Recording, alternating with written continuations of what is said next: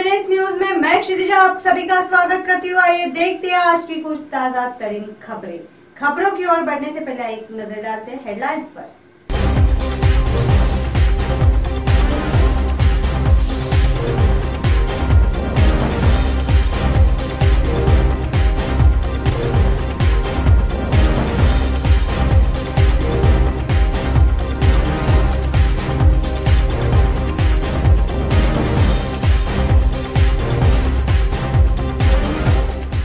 अब खबरें विस्तार से। विदर्भ को भाजपा का गढ़ माना जाता है, लेकिन आने वाले विधानसभा और लोकसभा चुनाव के पार्श्वभूमि पर भाजपा के गढ़ पर अब शिवसेना पक्ष प्रमुख उद्धव ठाकरे इनकी नजर है। उद्धव साहेब इथे 11 तारखेला पोहोचल्यानंतर विदर्भातील सर्व जिल्ह्यातील 10 जिल्ह्यातल्या पदाधिकाऱ्यांसोबत, आमदारांसोबत, खासदारांसोबत संघटनात्मक चर्चा करणार आहे।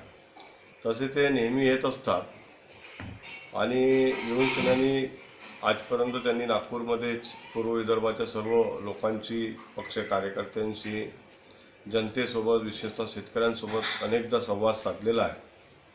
पण यावेळेला प्रत्येक जिल्ह्यासोबत चर्चा करून जिल्ह्यातील आमदार, खासदार, मंत्री जे काही त्या जिल्ह्यामध्ये आमचे आहेत, जिल्हा प्रमुख आहेत, संपर्क प्रमुख आहे, सहसंपर्क प्रमुख आहे, या सर्वांची संघटनात्मक दृष्ट्या संघटन कशा पद्धतीने मजबूत करता येईल आणि आगामी निवडणुकीला कशा पद्धतीने आपल्याला समोर जायचं आहे त्या विषयावरती या बैठकीमध्ये चर्चा होणार है। एक तरफ हम मंगल ग्रह पे जाने की तैयारियां कर रहे हैं, तो दूसरी ओर कुछ युवक दुनिया दिखाने वाले माँ बाप को एक घर से बेघर कर रहे हैं।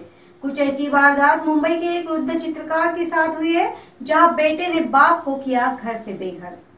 मला 8 वर्षापूर्वी मुलग्याने घरातून काढलं भांडण करून, माझ्या फ्लॅट विकून पैसे घेतले आणि त्याच्यानंतर मी वनवन फिरलो, बाहेर राहिलो, काय रस्त्यावर झोपलो, काय त्याचं काम असो नसो, मला जागा नसल्यामुळे काम कुठे करणार। पण माझे काही ओळखीचे होते, तर मी ट्युशन वगैरे काम करून माझं जीवन कलेक्टर चालवत होतो।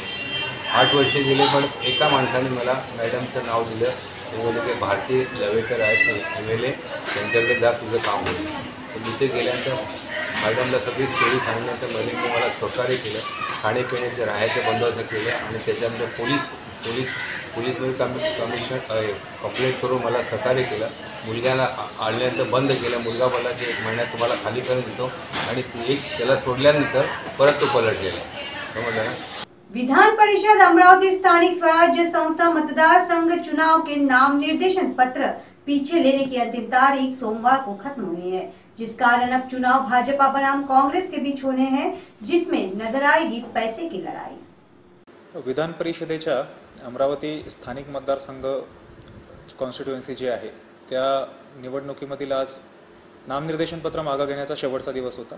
तर आज कोणतेही नामनिर्देशन पत्र मागे घेण्यात आलेलं नाही आणि त्यामुळे या निवडणुकीसाठी आज रोजी 2 उमेदवार पात्र ठरलेले आहेत। आता यापुढची निवडणुकीची तयारीची प्रक्रिया सर्व करून साधारणतः 21 तारखेला 21 मे या दिवशी हा मतदानाचा दिवस आहे। तत्पूर्वी निवडणुकीची सर्व तयारी केली जाईल आणि 21 मेला मतदान आणि 24 मेला मतमोजणी होईल। जिल्ह्यामध्ये एकूण 14 मतदान केंद्र आहेत।